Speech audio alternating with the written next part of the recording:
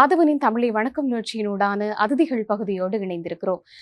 இன்றைய நாளில் ஒரு பிரம்மாண்டமான மாநாட்டு விழா சம்பந்தமாகத்தான் எங்களுடைய கலந்துரையாடல் அமையிருக்கின்றது. அந்த வகையில் சைவம் என்பது ஆலயத்திற்குள் மட்டும் இருக்கின்ற ஒரு வழிபாட்டு முறை அல்ல. அது ஆலயத்தையும் தாண்டி ஒழுக்கம், அன்பு, அறம் சார்ந்த விடயங்களை வாழ்வியலோடு பேசுகின்ற ஒரு விடயமாக இருக்கின்றது. அந்த வகையில எங்களுடைய சைவ சித்தாந்தங்கள் கூறுகின்ற உண்மைகளையும் எங்களுடைய சைவத்தினுடைய உண்மைகளை எங்களுடைய அடுத்த சந்ததியினருக்கு கொண்டு செல்ல வேண்டும் என்ற நோக்கத்திற்காக யாழ்ப்பாணத்தில் பிரம்மாண்டமான ஒரு சைவ மாநாடு நடக்கவிருக்கின்றது. அந்த சைவ மாநாடு சம்பந்தமான கலந்துரையாடலாகத்தான் இன்றைய கலந்துரையாடல் அமையவிருக்கின்றது. அந்த வகையில் இலங்கையில் பிரணவம் அறக்கட்டளையால் நடத்தப்படும் மாநாடு எதிர்வருகின்ற சனிக்கிழமையன்று 7 மணி முதல் 9 மணி வரை யாழ்ப்பாணத்தில் நடைபெறவிருக்கின்றது. யாழ்ப்பாணம் நல்லூர் சட்டநாதர் வீதியில் அமைந்துள்ள இளைஞர்கள் கழக மண்டபத்தில் தான் இன்ற விழா நடைபெறவிருக்கின்றது. இது தொடர்பான மேலதிக தகவல்களை எங்களுக்கு தருவதற்காக என்னுடன் இணைந்திருக்கிறார் பிரணவம் அறக்கட்டளையினுடைய ஸ்தாபகர் சித்திரவேல் ரமேஷ்குமார் அவர்கள். வணக்கம். வணக்கம். சிவாய நம. தென்னாடுடைய சிவனை போற்றி, எண்ணாற்றவருக்கும் விரைவா போற்றி. முதல்கண் ஆதவன் தொலைக்காட்சிக்கு எங்களுடைய மனமார்ந்த நன்றியை, அதாவது எங்களுடைய முதலாவது சர்வதேச மாநாட்டை ஒரு நிகழ்வை எங்களுக்கு ஏற்பாடு தந்து, ஏதாவது ஒரு கலந்துரையாடல் மூலமாக இந்த மாநாட்டுடைய நோக்கங்கள், மாநாட்டுடைய செயல்பாடுகளை பற்றி உங்களுக்கு பேசுறதுக்கு வாய்ப்பளித்து எங்களுக்கு ஆதவனுக்கு எங்களுடைய மனமார்ந்த நன்றியை முதற்கண் தெரிவித்துக் கொள்கின்றோம். எல்லாத்தோட எங்களுடைய குருநாதர் அவருடைய திருவடிகளுக்கு போற்றி. முதலாவது மாநாடு நாங்கள் ஆரம்பிக்க காரணம், அதாவது வாழ்வியலில் திருமுறைகள், திருமுறையில் வாழ்வியல், அதாவது எங்களுடைய சமயம் வாழ்வியலோடு சேர்ந்ததுன்றது தெரியப்படுத்துறது தான் இந்த அது மாநாட்டுடைய தலைப்பாக எடுத்திருக்கோம். அடுத்தது இந்த மாநாட்டுக்கு இந்தியாவிலிருந்து 2 ஆதீனங்கள், மிக பெரும் ஆதீனங்கள் 2 பேர் வருகை தர்றாங்க. இந்த மாநாடு நடைபெறுற இடம் யாழ்ப்பாணம் இளங்கலைஞர் மன்றத்தில் நடைபெறுது. இந்த மாநாட்டுக்கு இந்தியாவிலிருந்து வரக்கூடிய 2 எங்களுடைய குருநாதர்கள் யாருன்னு சொன்னால், அருட்குருநாதர் திருக்கைலாய திருஞான சம்பந்தர் ஆதீனம், ஸ்ரீலா ஸ்ரீ சிவாக்கிரக தேசிக சுவாமிகள் அவர்களும், பிரணவ அறக்கட்டளையுடைய அவர் குருமகா சன்னிதானம் கூட, அவர் தான் எங்களுடைய பிரணவ அறக்கட்டளையோட குருமகா சன்னிதானமே. அவருடைய வருகை தான் மிக முக்கியமானது. என்னன்னு சொன்னால், அவர் எப்போ வந்தாலும் இலங்கையில் தேடி போகிறது மலையகத்தை தான் தேடி போவார். மலையகத்தை எந்த ஆதீனங்கள் வந்தாலும் எப்போ வந்தாலும் அவங்க யாழ் மாவட்டங்கள் பிற பகுதிகளுக்கு தான் போவாங்களே ஒழிய எங்களுடைய மலையகத்துக்கு யாரும் வர்றதில்லை. என்ன காரணம் என்றால், மலையகத்துக்கு தான் முக்கியமான ஆன்மீக தேடல், எல்லா உதவிகளும் தேவைப்படுறது மலையகம். அதுக்கு தான் முக்கியமான காரணம். அவர் ஒரு முக்கியமான ஒரு விருந்தினர். அதுக்கப்புறம் திருப்பெருந்துறை சாந்தலிங்க மருதாச்சல அடிகளார் அவங்களும் இந்த மாநாட்டில் கலந்து கொள்கிறாங்க. அதோட எங்களுடைய யாழ்ப்பாணத்தில் இருந்து சிவகுரு ஆதீனம் தவ திரு வேலன் சுவாமிகளும் இந்த மாநாட்டில் கலந்து கொள்கிறாங்க. இந்த 3 பேரும் இந்த மாநாட்டில் நடைபெற ஊர்வலத்திலிருந்து மாநாடு முடியும் வரையும் சகல இதுகளையும் அவங்க 3 பேரும் கலந்து கொள்வது மிக சிறப்பான ஒரு விடயம். அது மட்டும் இல்லாமல் இந்த மாநாடு பிரணவம் அறக்கட்டளையினால் ஏற்பாடு செய்யப்பட்டுள்ளது அப்படின்னு சொல்லியிருந்தீங்க. உண்மையாகவே பிரணவம் அப்படின்றது ஒரு அழகான சொல்லுமையாவே. இந்த பிரணவம் அறக்கட்டளையினுடைய பணிகள் என்னையா? இது பிரணவம் அறக்கட்டளை உருவாக்கப்பட்டது திருமுறைகள் ஓதுவோம் சிவனடி சேர்வோம், திருமுறைகள் ஓதுவோம் சிவனடி சேருவோம், அறநெறிகள் வளர்ப்போம் மனிதநேயம் காப்போம், அறநெறிகள் வளர்ப்போம் மனிதநேயம் காப்போம். அடுத்தது சமய பணிகளோட மட்டும் நிற்காமல் சமுதாய பணியும் செய்வதுதான் பிரணவ அறக்கட்டளையுடைய முக்கியமான நோக்கம். இதுதான் பிரணவ அறக்கட்டளை உருவாக்கப்பட்டதுக்கான முக்கியமான நோக்கம். இன்றைய காலகட்டத்தில் உங்களுக்கு தெரியும், உலகத்தில் எல்லாருமே சாதாரணமாக இலங்கையை எடுத்துக்கிட்டீங்கன்னா நிறைய கோவில்கள், பெரும் பெரும் கோபுரங்கள் கட்டப்பட்டு செய்யப்பட்டு இப்படி 1000 கோவில்கள் செய்கிறாங்க. ஆனால் இந்த கோவில்கள் கட்டுறதுக்கு நாங்கள் எதிரானவங்கள் அல்ல, அது ஒரு வழி. ஆனால் இதையும் தாண்டி எங்களுடைய மனித நேயத்துக்காக செயல்படக்கூடிய நிறைய காரியங்கள் இருக்குது. எங்களுடைய சமுதாயம் முன்னேற வேண்டும், அதுக்காக எங்களுடைய சமயம் அதுக்கு உதவ வேண்டும். சமயம் மட்டும் தானாகவே வளர்ந்து கொண்டிருந்தால் வேலையில் எங்களுடைய சமுதாயம் உயர வேண்டும். இந்த சமுதாயம் உயராத காரணத்தினால தான் இன்றைய நிறைய எங்களுடைய சமயத்திலிருந்து மத மாற்றங்கள் நடைபெறும். இதுதான் முக்கியமான நோக்கம். இந்த மத மாற்றங்களை தடுக்க வேண்டும், எங்களுடைய சமுதாயத்துக்கு உதவி செய்ய வேண்டும். அதோட வெறும் ஆன்மீகம் மட்டும் இல்லை, அதாவது அறநெறி பாடசாலைகள் மட்டும் எங்களுக்கு நடத்துறது எங்களோட நோக்கம் இல்லை. எங்களுடைய மலையகம் எங்களுடைய பிரணவ அறக்கட்டளை இன்று ஒரு திருமடம் கட்டி, திருமடம் அதாவது கோயில் கட்டவில்லை, திருமடம், திருஞான சம்பந்தர் திருமடம். இந்த திருஞான சம்பந்தர் திருமடம் மூலமாக எங்களுடைய அறநெறி மாணவர்கள் 120 மாணவர்கள் படிக்கிறார்கள். அந்த அறநெறி மாணவர்களுக்கு அறநெறிகளை மட்டும் இல்லாமல் அவர்களுக்கான வாழ்க்கை கல்வியும், அடுத்தது எங்களுடைய கலை பண்ணோட பாடக்கூடிய தேவாரங்கள் பாடக்கூடிய ஒரு இதுகள்லாம் இப்போதைக்கு நாங்கள் செய்து கொண்டு எதிர்காலத்தில் அவங்களுக்கான வாழ்க்கை கல்வியும், அவங்களுக்கு என்ன ஒரு முடியும். இப்போ நாங்கள் வந்து எல்லாரையுமே வந்து டாக்டராகவே ஆகணும்னு சொல்லலாது.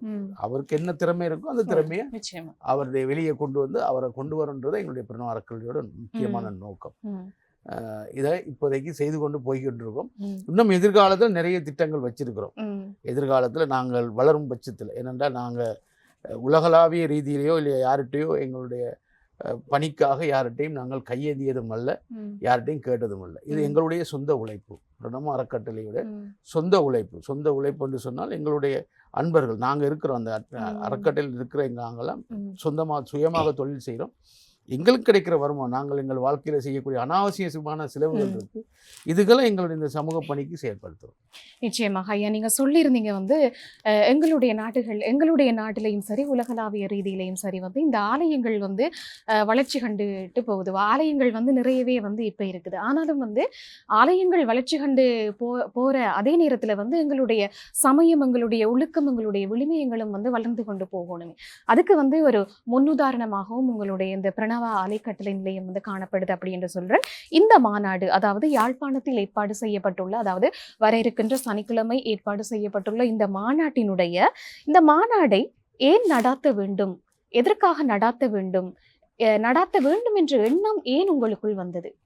இது நடத்துவதற்கான எண்ணம் வந்ததுக்கு முதல் காரணம் வந்து எங்களுடைய சமயத்தில் சமத்துவம். இந்த சமத்துவம் இல்லாத பட்சத்தில், சமத்துவம் தான் பெரிய ஒரு பிரச்சனை எங்களுக்கு. சமத்துவத்தை நாங்கள் பேணுறது இல்லை.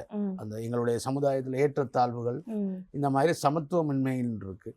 இந்த சமத்துவத்தை பேணணும். அதோட எங்களுடைய நாடு இது கிட்டத்தட்ட ஒரு 30 வருடமான ஒரு யுத்த சூழலில் இருந்தது. அந்த நேரத்தில் எங்களுடைய தமிழர்கள் புலம்பெயர்ந்தார்கள் எல்லா இடத்துலையும். இந்த புலம்பெயர்ந்தவர்கள் ஒவ்வொரு நாட்டிலையும் ஒவ்வொரு இடங்கள்லையும் வாழ்ந்தவங்க. அப்போ வாழும்போது எங்களுடைய சமயமும் கலாச்சாரமும் அதில் வந்து மாறுபட்டு போயிடுது. அப்போ அவங்களுக்குள்ள எங்களுடைய சமயத்தையும் கலாச்சாரத்தையும் மீண்டும் கட்டி எழுப்பணும் அவங்க மத்தியில். ஏனென்றா இதுதான் வழிபாடு, இதுதான் முறைன்னு சொல்லி சில பேர் போய்கொண்டே இருக்கிறாங்க. இதுதான் வழிபாடு என்னென்னா நாங்கள் சொல்லலை, என்ன இப்படி தான் நீங்கள் கும்பிடணும், இப்படி தான் இருக்கணும்னு சொல்லி எங்களுடைய சமயத்தில் சொல்லவே இல்லை. அதாவது எங்களுடைய கோயில்கள் மற்ற இடத்துல மற்ற மதங்களில் போனீங்கன்னா நேராக போகணும், உட்காரணும், வரிசையாக இருக்கணும், எந்திரிக்கணும், அவங்க எந்திரிக்க சொல்லும்போது எந்திரிக்கணும், உட்கார சொல்லும்போது அங்கே வந்து எல்லாம் ஒரு கட்டுப்பாடு இருக்குது. எங்களுடைய சமயத்தில் மட்டும்தான் எந்த விதமான கட்டுப்பாடும் இல்லை. நீங்கள் ஆலயத்துக்குள்ளே நீங்கள் போய் பார்த்தீங்கன்னா ஒருத்தர் முன்னுக்கு மூலஸ்தானத்தில் கும்பிடுவார், ஒருத்தர் பின்னுக்கு கும்பிடுவார், ஒருத்தர் சுற்றி கொண்டிருப்பார். ஏன்னா சுதந்திரமான ஒரு சமயம் எங்களுடைய சமயம். அப்போ இதுக்கான விளக்கங்களை எங்களுடைய குருமார்கள் கொடுக்கறது இல்லை. எங்களோட குருமார்களாக இருக்கிறவங்க அதை கொடுக்கறது இல்லை. ஏன் இந்த சமயம் ஏன் இப்படி இருக்கணும், என்ன இப்படி இருக்கணும்ன்ற. அதனால தான் எங்களுடைய சமயத்துக்கு ஒரு வீழ்ச்சி, அழிவு வராது, அழிக்க முடியாது, எங்களுடைய சமயத்தை அழிக்க முடியாது, வீழ்ச்சி அடைஞ்சு கொண்டிருக்கு. இதெல்லாம் கட்டி எழுப்பணும் மீண்டும் இந்த இளைஞர் மத்திகளில். இந்த இளைஞர்கள் கோயிலுக்கு சில பேர் சாதாரணமாக பாருங்கள், ஒரு கோயிலுக்கு போகனா டக்குன்னு கேட்பாங்க, நீ குளிச்சுட்டு வந்தியா, நெத்தியில் திருநூறு பூசணியா, இப்படி இளைஞர்கிட்ட கேள்வி கேட்கும்போது அந்த கோயிலுக்கு வர்றதை அவங்க நிப்பாட்டிடுவாங்க. அவங்கள சுதந்திரமாக விடணும். நீங்கள் சுதந்திரமாக வந்து அவங்க சுதந்திரமாக கும்பிட்டு போகணும் விடணும். அதை நாங்கள் செய்கிறது அவங்களுக்கு ஒரு ஊக்கத்தை உருவாக்கணும். அப்போ அந்த மாதிரி ஊக்கங்களை உருவாக்குறது ஒரு நோக்கம். அந்த இன்றைக்கு அடுத்த சில முக்கியமான விஷயம்னா எங்களுடைய இளைஞர்கள் மத்தியில் போதை பழக்க வழக்கம். இப்போ இந்த மாதிரி மாநாடுகள் நடந்து, இந்த மாதிரி சொற்பொழிவுகள் நடந்து, இந்த மாநாடுகள் அவர்களுக்கு புரிகிற மாதிரி சொற்பொழிவுகள் நடத்த வேண்டும். சும்மா வந்து ஒரு பஜனையை பாடிட்டு போனால் அவங்களுக்கு புரியாது. இன்றைக்கி அப்படி தான் நிலைமை நடக்குது. அவங்களுக்கு புரிகிற மாதிரி, அவங்களுடைய மைண்டில் ஏறுற மாதிரி அவங்களுக்கான ஒரு சொற்பொழிவுகளை நடத்தணும். அவங்க இன்ட்ரெஸ்டாக இருக்கணும். ஒரு சொற்பொழிவு ஒருத்தர் செய்கிறாருன்னா அது அவங்க கேட்குறதுக்கு இருக்கணும். அப்போ அந்த மாதிரி அறிவுரைகள் அவங்களுக்கு இந்த மாநாடுகள் மூலமாக கிடைக்கும்போது அவங்க நல்வழிப்படுவாங்க. இந்த அறநெறின்றதும் அதுதான். இந்த அறநெறியில் படிக்கிற இந்த பிள்ளைகளையும் பாருங்கள், அவங்கள்ட்ட ஒரு சுய கட்டுப்பாடு, சுய ஒழுக்கங்கள் இருக்கும். அப்போ பெற்றோர்களும் இன்றைக்கு வந்து அறநெறிக்கு அனுப்பணும் பிள்ளைகளை. அந்த பெற்றோர்கள் பிள்ளைகளை அறநெறிக்கு அனுப்பாத பட்சத்தில் அந்த பிள்ளையுடைய போக்குகள் மாறிக்கொண்டிருக்கு. அப்போ அதில் வந்து எல்லா விதமான பழக்கங்களும் வந்து என்றைக்கு ஒரு நாள் குருகுல கல்வின்றதை மாறி கல்வி, அதாவது கல்வி கூடங்களாக மாறிச்சுதோ அன்றைக்கே எங்களுடைய பழக்க வழக்கங்கள்லாம் மாறி போனது. குருகுல கல்வின்னு எல்லாரும் நினைக்கிறாங்க என்னன்னு சொன்னால் அங்கே வேதம் தான் கற்பிப்பாங்க. குருகுல கல்வின்றது வேதம் மட்டுமல்ல, உங்களுக்கு என்ன இயலுமோ, வில்வித்தையா, சிலம்பாட்டமா, உங்களுக்கு என்ன இதில் ஆர்வம் இருக்கோ அதைத்தான் கற்றுக் கொடுத்தாங்க. இப்போ நாங்கள் என்னென்னா கல்வி கூடம்ன்றது என்னன்னா எல்லாத்தையும் கற்றுக் கொடுக்குறோம், அவருக்கு எதை அவருடைய திறமைக்கு எதை கொண்டு போகிறோன்னு தெரியல. இதான் ஒரு நடப்பு. அதில் இந்த மாநாட்டில் இந்த ஒரு தெளிவை நாங்கள் கொண்டு வரணும். நிச்சயமாக ஐயா, இந்த மாநாடு உண்மையாகவே ஒரு சமய விழாவாக மட்டும் இல்லாமல் ஒரு மாற்றத்திற்கான விழாவாகவும் வந்து நாங்கள் பார்க்கக்கூடியதாக இருக்கும் இல்லையா? அந்த வகையில் ஐயா, இந்த மாநாட்டில் வந்து யார் யாரெல்லாம் பங்கு பெற்ற முடியும்? இந்த மாநாட்டில் யார் யார் என்று இல்லை, எங்களுடைய மாநாட்டில் இந்த எங்களோட சைவ சமயத்தவர்கள் மட்டும்தான் கலந்து கொள்ளணும்னு அவசியம் இல்லை. இந்த மாநாட்டில் மாநிலராக பிறந்த அனைவரும் கலந்து கொள்ளலாம். சிறுவரிலிருந்து பெரியவர் வரையும் இந்த மாநாட்டில் கண்டிப்பாக கலந்து கொள்ளணும். இந்த மாநாட்டு நிகழ்வுகளில் இருக்குது, நிறைய செய்திகள் இருக்குது. இந்த மாநாட்டை ஏற்பாடு செய்தவர் வந்து லண்டன்லேருந்து வருகை தந்த நடராஜா சச்சிதானந்தம் என்ற ஐயா. அவருடைய எண்ணங்கள் உயர்ந்த நோக்கமாக இருந்தது. அந்த எண்ணங்கள் உயர்ந்த நோக்கம் என்றபடியாக தான் இந்த மாநாடை நாங்கள் பொறுப்பேற்று இந்த மாநாடு நடத்துகிறோம். அடுத்தது இந்த மாநாட்டுக்கு தலைமை தாங்கக்கூடியவரும் ஒரு சிறந்த பேராசிரியர், வாழ்நாள் பேராசிரியர் வள்ளிபுரம் மகேஸ்வரன் ஐயா அவர்கள். அவர் பேராதனிய பல்கலைக்கழகத்தில் இருக்கிறார், அவருடைய தலைமையில் நடக்குது. அதனால் இந்த மாநாடு சிறப்பான மாநாடு. கண்டிப்பாக எல்லாரும், அனைத்து வயதினர்களும் கலந்து கொள்ள வேண்டும்ன்றது தான் இது வந்து தனியே ஒரு ஆன்மீகத்தை மட்டும் பேசக்கூடியது அல்ல. அதாவது இதில் வந்து நிறைய விளக்கங்கள் நாங்கள் தரக்கூடியதாக இருக்கும். அதனால் அனைவரும் கலந்து கொள்ளலாம். நிச்சயமாக ஐயா, இப்போ இருக்கிற காலம் வந்து உண்மையாகவே ஒரு நவீன காலமாக இருக்கிறது. அனைத்து குழந்தைகளோட கையிலையும் வந்து தொலைபேசி இருக்கிறது. இப்படி ஒரு நவீன காலமாக இன்றைய காலம் வந்து அமைந்திருக்கிறது. இன்றைய காலத்தில் வந்து இந்த குழந்தைகளுக்கு எங்களுடைய சைவ சமயத்தை எவ்வாறு அறிமுகப்படுத்துவது ஐயா? அதை வந்து இது வந்து பெற்றோருக்கு இருக்கின்ற ஒரு சிரமமாகவும் இருக்கின்றது. எங்களுடைய சைவ சமயத்தை குழந்தைகளுக்கு எவ்வாறு அறிமுகப்படுத்துவது? பயத்தின் மூலம் அறிமுகப்படுத்துவதா, பக்தியின் மூலம் அறிமுகப்படுத்துவதா, ஒரு புரிந்துணர்வு மூலம் அறிமுகப்படுத்துவதா அப்படின்ற ஒரு விடயம் இருக்கிறது. இதை பத்தி நீங்க என்ன சொல்றீங்க? இதை பற்றி நான் சொல்ல வேண்டிய ஒரே ஒரு, அதாவது எங்களுடைய இன்னும் ஒரு சந்ததியினருக்கு எங்களுடைய சமயத்தை கொண்டு செல்ல வேண்டுமாக இருந்தால், அடுத்த தலைமுறைக்கு எங்களுடைய சமயம் போக வேண்டுமாக இருந்தால் நிச்சயமாக அது குழந்தைகளிடமிருந்து செல்வாக்க ஆரம்பிக்க வேண்டும் இல்லை? இதை எப்படி நாங்க பயிற்றுவிப்பது? கண்டிப்பாக அதுக்கு ஒரே வழி வந்து அறநெறி தான். அதுக்கு ஒரே வழி அன்னைக்கு நீங்கள் நிறைய பார்ப்பீங்க, இந்த நாட்டில் இல்லை உலகம் முழுக்கவே பார்க்குறீங்க, நிறைய முதியோர் இல்லங்களை, நிறைய முதியோர் இல்லங்கள் பார்க்குறீங்க. இந்த முதியோர் இல்லங்கள் ஏன் உருவாகிறது என்று சொன்னால் சரியான அறநெறிகள் பிள்ளைகளுக்கு இல்லாதபடியால். பெற்றோரை மதிக்க, பள்ளிக்கூடத்தில் வந்து இன்றைக்கி இருக்க டைமில் அவங்களுக்கு அந்த சிலபஸை முடிக்க தான் நேரம் இருக்கிறத ஒழிய இந்த ஒழுக்க கல்வியை கற்றுக் கொடுக்கறதுக்கான ஒரு நேரம் அங்கே இல்லை. அதை தான் அடுத்தது பெற்றோர்களும் என்ன நினைக்கிறாங்கன்னா, தங்களுடைய பிள்ளைகள் சயின்ஸோ மேக்ஸோ இதில் மேல்நிலையில் வரணுமே ஒழிய ஒழுக்கங்கள் இரண்டாவது பட்சமாக. இன்றைக்கு எங்களுடைய அரசாங்கம் ஞாயிற்றுக்கிழமையில் தனியார் வகுப்புகளை எல்லாம் நிப்பாட்டி வச்சிருக்கு, செய்யக்கூடாதுன்னு சொல்லியிருக்காங்க. ஆனால் இன்றைக்கும் தனியார் வகுப்புகள் களவாக நடத்தப்படுது. அறநெறிகளுக்கு பிள்ளைகளை அனுப்புகிறாங்க இல்லை, ஏன்னா தனியார் வகுப்புக்கு போகணும், அதுக்கு செய்யணும்னு சொல்கிறாங்க. அடுத்து நாங்கள் பிரணவ அறக்கட்டளையை பொறுத்தவரை நாங்கள் வந்து வெறும் அறநெறிகளை மட்டும் கொடுக்கல, அந்த பிள்ளைகளுக்கு அந்த தனியார் வகுப்புகளையும் நாங்கள் கொடுக்குறதுக்கு டீச்சர்ஸ் வச்சுருக்கிறோம். இப்போ என்ன நினைக்கிறாங்க என்றால், இலவசமாக நடக்கிற இடம் வந்து தரம் தாழ்ந்ததுன்னு நினைக்கிறாங்க. இலவசமான இப்போ இன்றைக்கு யோசிக்கிறாங்க இல்லை, எவ்வளோ பெரிய ஒரு நோய் வந்தாலும் ப்ரைவேட்டுக்கு போகிறவங்க கடைசி நேரத்தில் கவர்மெண்ட் ஹாஸ்பிட்டலுக்கு தான் போகிறாங்க, அங்கே தான் போகணும். அப்போ அதை நினைக்கிறாங்கல்ல, பெற்றோர்கள் முதல்ல நினைக்கணும், பிள்ளைகளை காலையிலேயே இன்றைக்கி சண்டே கண்டிப்பாக ஞாயிற்றுக்கிழமை இந்த அறநெறிக்கு அனுப்பணும். அந்த ஒரு கொள்கையை கொண்டு வந்துட்டாங்கன்னா எங்களுடைய சமுதாயமும் மேம்படும், பிள்ளைகளும் நல்ல வழிபடும். இல்லைண்டா இப்போ நாங்கள் வர்ற 100 பிள்ளைகளையும் நல்ல வழிபடும் சொல்லலாது. நாங்கள் முயற்சி பண்ணுறோம், அந்த பிள்ளைகளுக்கான நல் வழிப்படுத்தக்கூடிய வழிகளை நாங்கள் அவங்களுக்கு காட்டுறோம். இறைவனுடைய வழிபாடுண்டா இப்போ நினைக்கிறாங்க என்னென்னா, பயத்தை தானே வச்சிருக்கிறாங்க. சாமி கண்ணை பிள்ளைகளுக்கு என்ன சொல்றாங்க, சாமி கண்ணை குத்துன்றாங்க. சாமி எங்க கண்ணை குத்துது? சாமி கண்ணை குத்தாது, சாமி அன்பானவர். அதை படுத்துறாங்க. அப்போ அந்த இதுதான் எங்களில் இருக்குது. இப்போ என்னென்னா, இந்த இன்றைக்கு கூட பிள்ளைகளுக்குலாம் எப்படி பிள்ளைகள் நினைக்குது, இன்றைக்கி ஸ்காலர்ஷிப் எக்ஸாமினேஷன்.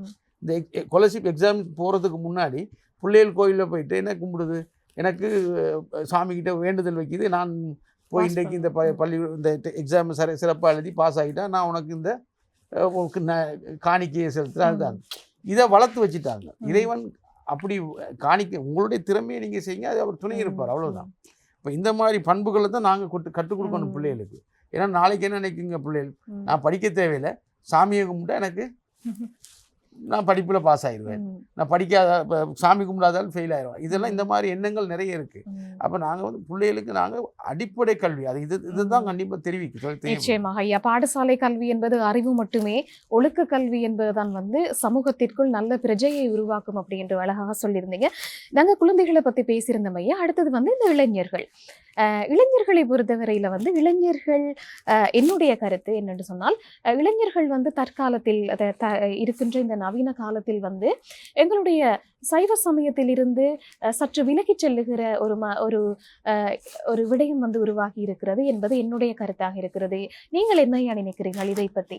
கண்டிப்பாக இளைஞர்கள் இப்போ எப்படியுமே விலகி தான் இருக்கிறாங்க. என்னென்னா கோயிலுக்கு போனால் என்ன நடக்கிறாங்க அவங்க நினைக்கிறாங்கன்னா இதுதான் பூஜை புலஸ்காரங்கள் இதுதான். இன்றைக்கி இருக்க இளைஞர் மத்தியில் நிறைய இளைஞர்கள் அதாவது சமூக பணிகள் செய்யணும், சமூக தொண்டுகள் செய்யணும். அவங்க கேள்விகள் கேட்குறாங்க. சில கோயில்களில் சில இளைஞர்கள் கேள்வி கேட்குறாங்க, அந்த கோயிலில் எவ்வளோ காசு சேருது, இந்த காசெல்லாம் நீங்கள் சமூகத்துக்கு கொடுக்குறீங்களா, அந்த இந்த இது மூலமாக என்ன நடக்குதுன்ற கேள்வியெல்லாம் கேட்குறாங்க. சில இளைஞர்கள் பணிகளை மேற்கொள்ளுகிறார்கள், சில இளைஞர்கள் வந்து எங்களுடைய சமயத்தை ஒரு கட்டுப்பாடாக நினைக்கிறார்கள். இது சுதந்திரம் இல்லை, இது வந்து ஒரு கட்டுப்பாடு என்று நினைக்கிறார்கள். இதற்கான காரணம் என்னையா? காரணம் என்றால் எங்களுடைய வழிகாட்டல்கள், அதாவது தவறான முறையில் ஒழுங்கீனமான வழிகாட்டல். அதாவது என்ன காரணம் என்று சொன்னால் அதுக்கும் ஒரு காரணம் சொல்லணும். எங்கள்கிட்ட சிறந்த குருமார்கள் இல்லை. அதாவது ஆலயங்களில் இருக்கிற குருமார்கள் இன்றைக்கு மற்ற யாருமே எல்லாரையும் நான் குறிப்பிட்டு சொல்லவில்லை. ஒரு சில குருமார்கள், அதாவது ஆலயத்தில் இருக்கிற குருமார்கள் வந்து எங்களுடைய வழிகாட்டிகள். அவங்க ஆலயத்துக்கு வந்து அவங்களுக்கான இளைஞர்களுக்கான எல்லா வழிகாட்டலும் செய்யணும், அவங்களுக்கு தெளிவுபடுத்தணும். அவங்களுக்கு தெளிவின்மைன்னு ஒரு காரணம். ஒரு என்ன இந்த பூசை எதுக்காண்டி செய்கிறாங்க, எதுக்காண்டி பண்ணுறாங்கன்றது அந்த தெளிவின்மை இல்லை. அதுக்கும் ஒரு காரணம் என்ன, தேர்ச்சி அடையாத குருமார்கள் ஆலயங்கள் இருக்கிறாங்க. இன்றைக்கு குருகுலங்கள் இருக்குது, இந்த குருமார்கள் கல்வி பயிலக்கூடிய குருகுலங்கள் இருக்குது. அந்த குருகுலங்களில் போய் பயிற்சி எடுக்கிறதுக்கு எந்த ஆசிரியர்களும் எந்த குருமார்களும் போகிறதில்லை. நிறைய சிவாச்சாரியர்கள் இருக்காங்க, குருகுல கல்விக்கே போகாத பயிலாதாக்கள். அப்போ அவங்களுக்கு எப்படி தெரியும், இவங்களை எப்படி வழி நடத்த முடியும்?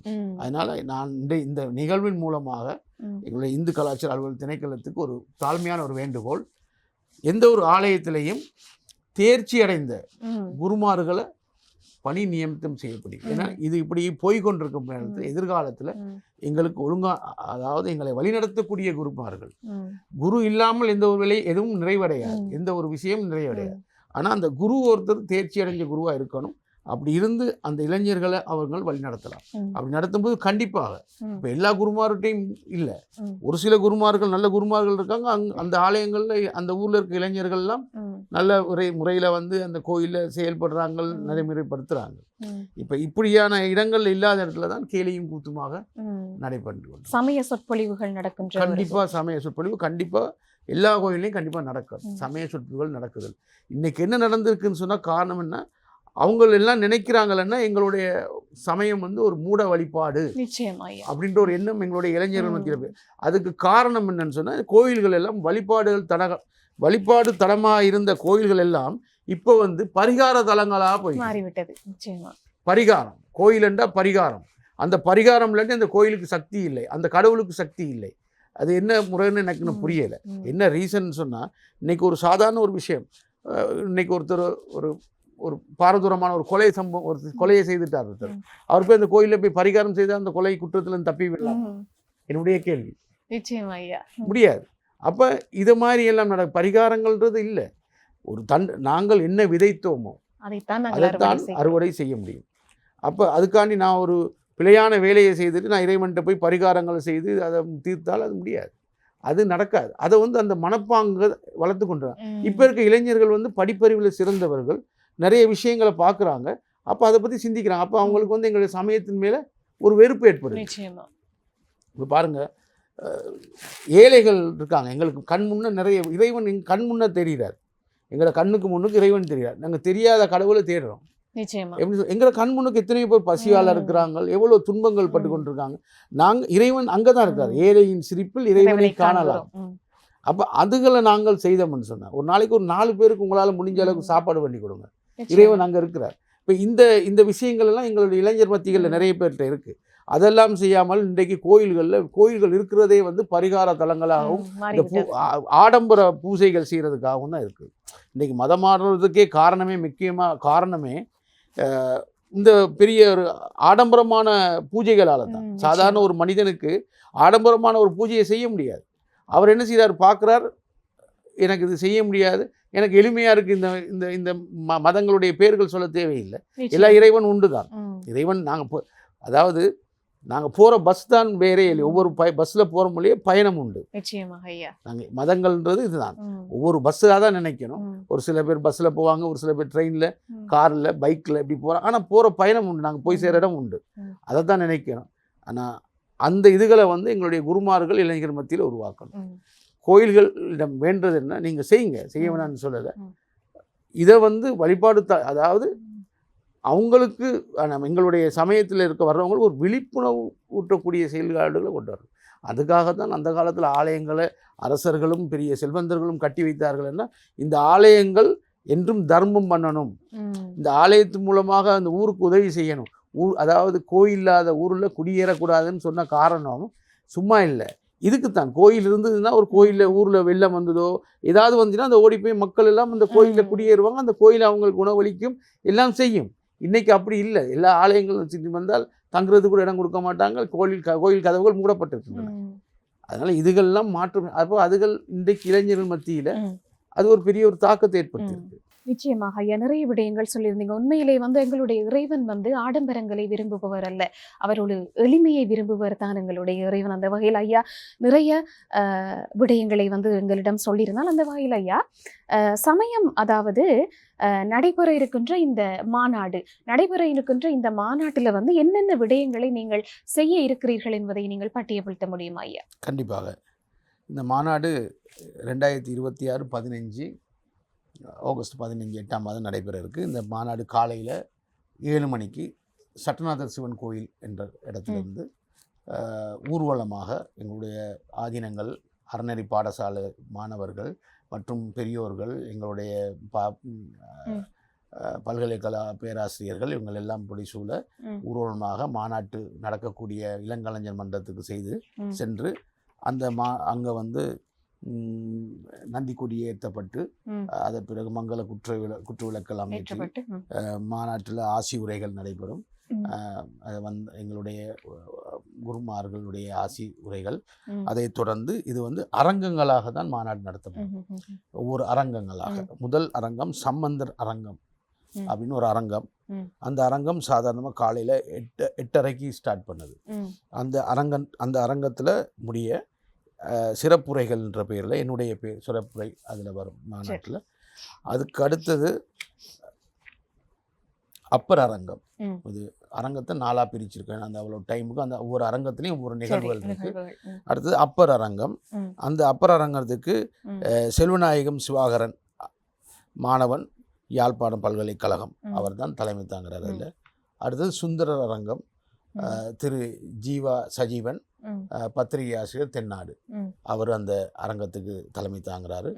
4வது அரங்கமாக மாணிக்கவாசர் அரங்கம், நவிசா கஜேந்திரன், அவர் வந்து ஆசிரியை, கணேச அறநெறி பாடசாலை பன்னாலை, அவங்க தான் அந்த அரங்கத்துடைய இதுக்கு தலைமை தாங்கிறாங்க, நெறியாளராக இருக்கிறாங்க. சம்பந்தர் அரங்கத்துக்கு வந்து லோகநாயகம் அருளையா அவருடைய தலைமையில் அந்த 4 அரங்கங்களாக நடைபெறுது.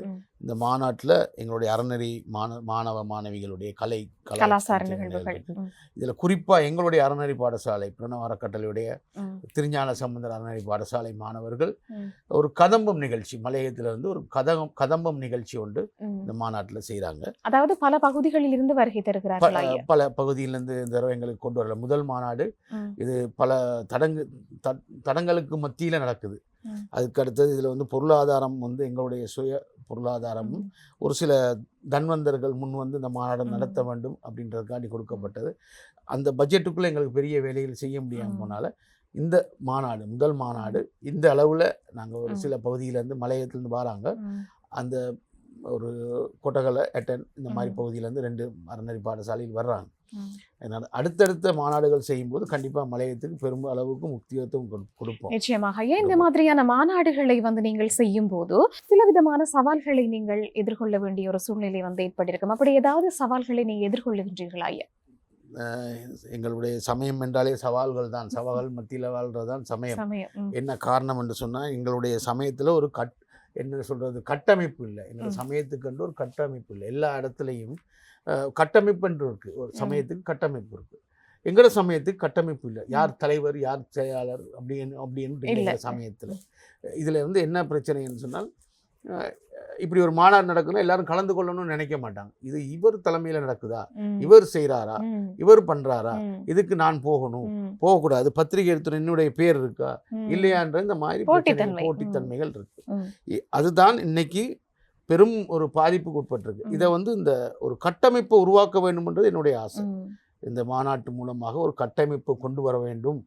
அதோடு இந்த மாநாட்டுடைய முக்கியமான நோக்கம் அதாவது எங்களுடைய அந்த மாநாட்டில் கடைசி நிறைவாக முள்ளம் தண்டு பாதிக்கப்பட்டவர்கள் அவர்களுக்கான, அடுத்தது செவிப்புலன் மற்றும் கண் பார்வையற்றவர்கள், அடுத்தது அவங்க வந்து வாழ்வகம்னு ஒன்று இருக்குது. அது நாங்கள் இந்த மாநாட்டுக்கு முன்னாடியே நாங்கள் செய்துட்டோம் அவங்களுக்கான உதவிகள் நிறைய. அடுத்தது மனநிலை பாதிக்கப்பட்டவர்கள், முன்பள்ளி கல்வி கற்றுக் கொடுக்குறவங்களுக்கு இன்றைக்கி எந்த விதமான உதவிகளும் கிடைப்பதில்லை. அவங்களுக்கு கிழக்கு மாகாணத்தில் சமயத்தை ரொம்ப இருக்கிற அந்த இடத்துல சமயம் வளர்க்கக்கூடியவங்க இருக்காங்க, அவங்களுக்கான உதவிகள். அடுத்தது யுத்தத்தால் பாதிக்கப்பட்ட பகுதிகள் நிறைய இருக்கிறாங்க. எங்களை யுத்தத்தால் பாதிக்கப்பட்ட பகுதியில் கல்விக்காக ரொம்ப கஷ்டப்படுறாங்க. அந்த கல்வியை கொண்டு செலுத்துறதுக்கு கல்வி அந்த இடத்துக்கு கொண்டு போய் கொடுக்கறதுக்கு நிறைய பேர் கஷ்டப்படுறாங்க. என்னென்றால் அவங்களுக்கு ஒரு பொருளாதாரம், போக்குவரத்து அதெல்லாம் இருக்குது அந்த இடத்துக்கு போய் வருது. ஏன்னா சேவை மனப்பான்மையோட செய்தாலும் அவங்க குடும்பத்தை காப்பாற்றுறதுக்கு நிறைய பிரச்சனைகள் இருக்குது. அந்த இடங்களுக்கு போய் உழைப்பவர்களுக்காக ஒரு உதவித்தொகை இந்த மாநாட்டில் நாங்கள் செய்ய போகிறோம். எங்களால் முடிந்த உதவித்தொகை. அதுக்கப்புறம் இந்த பிரணவ அறக்கட்டளையுடைய கண்காணிப்பில் இது அனைத்தும் இருக்கும். தொடர்ந்து நாங்கள் இந்த மாநாட்டில் செய்ததோடு நாங்கள் நிப்பாட்ட மாட்டோம். அதுக்கப்புறம் கொண்டு வந்த இந்த திட்டம் நாங்கள் தொடர்ந்து எங்களுடைய கண்காணிப்பில் அவங்களுடைய வேலைகளுக்காக நாங்கள் பாடுபடுவோம். நிச்சயமாக ஐயா, மற்றவர்களுடைய சிரிப்பில் தான் இறைவனை காணலாம் அப்படி என்று சொல்கிறோம். நிச்சயமாக இந்த மாநாடு வந்து பெரிய பிரம்மாண்டமான விழாவாக நடக்க இருக்கின்றது. அர்த்தமுள்ள மகாநாடாகவும் வந்து இந்த மாநாடு வந்து அமையவிருக்கிறது ஐயா. எதிர்காலத்தில் வந்து இந்த மாதிரியான மாநாடுகள் இலங்கையிலுடைய பல்வேறு பிரதேசங்களில் வந்து செய்யணும் அப்படி என்று நீங்க எதிர்பார்க்குறீங்களா ஐயா? இதற்கான முயற்சிகள் ஏதாவது செய்ய? கண்டிப்பா. அதாவது இந்த மாநாடை செய்யணுன்றதே வந்து இறைவனுடைய கட்டளை. அதாவது அவன் அருள் அவன் தான் வழங்கின்னு சொல்லுவாங்க. இது நான் தான் செய்யணும், நான் பிரணவ அறக்கட்டளை தான் செய்யணும்னு அது இறைவன் விதித்தது. இந்த இறைவன்கிட்ட நாங்கள் மீண்டும் ஒன்று வேண்டுறோம்னு சொன்னால் இந்த மாதிரி மாநாடுகளை அடுத்தடுத்து ஒவ்வொரு ஊர்களையும் வைக்கணும்ன்றது எங்களுடைய எண்ணம். அடுத்த எண்ணம் எங்களுடைய அதாவது 2 வருடத்துக்கு ஒரு தடவையாவது இந்த சைவ மாநாடை நாங்கள் கொண்டு நடத்தவும் என்ற ஒரு நம்பிக்கை என்னுள் இருக்கிறது. அடுத்த மாநாடு கண்டிப்பாக மலையகத்தில் இருக்கும். 2வது சைவ மாநாடு, சர்வதேச சைவ மாநாடு மலையகத்தில் இருக்கும். அப்படி அல்லது எங்களுடைய மலையக மக்கள் அனைவரும் எல்லாரும் இருக்கக்கூடிய எங்களுடைய தலைநகரில் இருக்கும். ஏதாவது ஒரு இடத்துல எங்களுடைய விழாக்குழு இருக்கிறாங்க, பிரணவ அறக்கட்டளையில் பணிப்பாளர்கள் இருக்கிறாங்க, எல்லாரும் கலந்து ஆலோசித்து அடுத்த மாநாடு எங்கே நடக்கும், ஒன்று மலையகமா இல்லது கொழும்பா என்பதை தெரிவு செய்து நாங்கள் சொல்லுவோம். கண்டிப்பாக தொடர்ந்து நிறைய மாநாடுகள் செய்யணுன்றது எங்களுடைய எண்ணம். இந்த மாநாடுகள் நடத்தும் போது தான் எங்களால் இந்த மாதிரி விடயங்களை வெளியே கொண்டு வரலாம். இன்னும் நிறைய விடயங்கள் எங்களால் கைவிடப்பட்டிருக்கலாம். இன்னும் சில பேருடைய ஆலோசனைக்கு அமைய இந்த மாநாடுகள் இன்னும் சிறப்பாக செய்கிறதுக்கு ஏற்பாடு பண்ணுவோம். நிச்சயமாக ஐயா, உங்களுடைய அனைத்து எண்ணங்களும் வந்து ஈடேற வேண்டும். ஈடேறுவதற்கு நிச்சயமாக இறைவன் ஆசீர்வதிப்பார் அப்படி என்ற ஒரு நம்பிக்கையுடைய அடுத்ததாக வந்து இவ்வாறான மாநாடுகளை, அதாவது இலங்கையிலும் சரி அல்லது சர்வதேச ரீதியிலும் சரி, இவ்வாறான மாநாடுகளை நீங்கள் செய்ய நினைக்கின்ற போது அரசால் இருந்து உங்களுக்கு ஏதாவது ஒரு உதவி அப்படி இல்லாட்டி ஏதாவது ஒரு ஒத்துழைப்பு அரசு வழங்க வேண்டும் அப்படி என்று சொல்லி நீங்க நினைக்கிறீங்களா ஐயா? கண்டிப்பாக அரசாங்கத்திலேருந்து நாங்கள் கேட்கக்கூடிய ஒரே ஒரு ஒத்துழைப்பு வேறு ஒன்றும் இல்லை. எங்களுடைய நிறுவனம், அதாவது மற்ற நிறுவனங்கள் என்னன்னு தெரியல, எங்களுடைய நிறுவனம் எதிர்பார்க்கக்கூடியது பிரணவ அறக்கட்டளை எதிர்பார்க்கக்கூடியது ஒன்றே ஒன்று. இந்த பிரணவ அறக்கட்டளை வந்து இந்த நாட்டுக்கு எதிரான எந்த ஒரு செயல்பாடும் நாங்கள் செய்ய மாட்டோம். நிச்சயமா இந்த நாட்டுக்கு எதிரான, நாட்டு சட்டத்திட்டங்களுக்கு எதிரான எந்த ஒரு வேலையும் செய்ய மாட்டோம். அப்போ எங்களுக்கு வந்து தேவை, எங்களுக்கு வந்து இந்த மாதிரி மாநாடுகள் நடத்துறது வந்து எங்களுடைய சமயத்தை வளர்க்குறதுக்கும், எங்களுடைய சமயத்தில் உள்ள மக்களுக்கு விழுமியங்களை கொடுக்கறதுக்கும், சமய விழுமியங்களை கொடுப்பதற்கும் தான் நாங்கள் இந்த மாநாடுகள் நடத்துகிறோம். சில நேரங்களில் வந்து அவங்க சந்தேகப்படுறாங்க, நாங்கள் இந்த மாதிரி மாநாடுகள் நடத்தி சில தனிப்பட்ட குழுக்களாக உருவாக்குறோம் என்று அவங்களுடைய எண்ண தோண்டல் வருது. அதனால சில நேரங்களில் அரசாங்கத்தால் சில விசாரணைகள் எங்களுக்கு தொலைபேசி மூலமாகவும் சில இடையூறாக இருக்காது. சில நேரங்கள் எங்களுக்கு ரொம்ப வருத்தத்தான ஒரு விஷயமா இருக்குது. மற்ற மதங்கள் இந்த மாதிரி விஷயங்கள் செய்யும்போது அதை அவங்க ஆராய்கிறாங்க இல்லை, அதை பற்றி ஆராய்கிறாங்க இல்லை, எவ்வளோ பிழைகள் நடக்குது. ஆனால் நாங்கள் நேர்மையாக இதை தவிர வேறு அரசாங்கத்துக்கு விரோதமான இந்த வேலையும் செய்கிறதில்ல. அரசாங்கத்திடம் பணிவாக வேண்டிக் கொள்வது இது ஒன்று தான். நாங்கள் வந்து எங்களுடைய சமூகத்துக்காக, எங்களுடைய சமூகம், எங்களுடைய சமயம் வளரணுன்றதுக்காக நாங்கள் எங்களுடைய சமயத்தில் இருக்கிறது அவங்களுக்கு தெளிவுபடுத்துகிறோம்ன்றது மட்டும்தான் இருக்கு. தேவாரம், திருவாசகம், திருமுறைகள் இதில் இருக்கிறது அது மட்டும்தான். சமயத்துக்கு என்ன தேவையோ அதை கற்றுக் கொடுக்கறதுக்கு தான் இருக்குது. அது மட்டும்தான் அந்த புத்தகத்தில் இருக்குது. அதை மட்டும்தான் நாங்கள் செய்கிறோம். அதாவது சொல்லுவாங்க, எப்பொருள் யார் வாய் கேட்பினும் அப்பொருள் மெய்ப்பொருள் காண்பது அறிவு. அதுதான் எங்களுடைய நோக்கம், அவ்வளவுதான். நிச்சயமாக ஐயா, நல்ல விடயங்களை வந்து இன்றைய தினம் பகிர்ந்திருந்தீங்க. எதிர்வரும் சனிக்கிழமை அன்று உங்களுடைய யாழ்ப்பாணத்தில் நடைபெறுகின்ற அந்த மாநாடு முடிந்ததுக்கு பிறகு எங்களுடைய சமூகம் அல்லது எங்களுடைய மக்கள் என்ன சிந்தனையை தன்னுடைய வீடுகளுக்கு எடுத்து செல்ல வேண்டும் என்ற எதிர்பார்ப்பு உங்களிடம் இருக்கிறது ஐயா? தலைப்பிலே இருக்கு, திருமுறைகளில் வாழ்வியல், வாழ்வியலில் திருமுறை. அதாவது பதிகமே பரிகாரம், பரிகாரமே பதிகம்.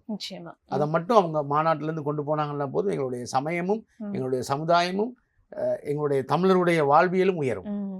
எங்களுடைய சமயம் உயர வேண்டும், எங்களுடைய சமயத்தினுடைய பண்பாட்டு விழுமிய அம்சங்கள் வந்து மக்களுக்கு போய் சேர வேண்டும், எங்களுடைய குழந்தைகளுக்கு போய் சேர வேண்டும், எங்களுடைய எதிர்கால சங்கதியினருக்கு போய் சேர வேண்டும் என்ற எண்ணத்துடன் தான் பிரணவம் அறக்கட்டளை இந்த மாநாட்டை வந்து ஏற்பாடு செய்துள்ளார்கள். நிச்சயமாக இலங்கையில் அனைத்து பிரதேசங்களிலும் உள்ள மக்கள் வந்து நிச்சயமாக இந்த மாநாட்டில் வந்து பங்கு கொள்ள வேண்டும். அது மட்டுமல்லாமல் இந்த மாநாடை வந்து செய்கின்ற போது அந்த நிலையங்களுக்கும், அதாவது அந்த அறக்கட்டளை சார்பான அந்த பணி நிலையங்களுக்கு வந்து எங்களுடைய ஒத்துழைப்பையும் மக்களாகிய நாங்கள் வழங்க வேண்டும்.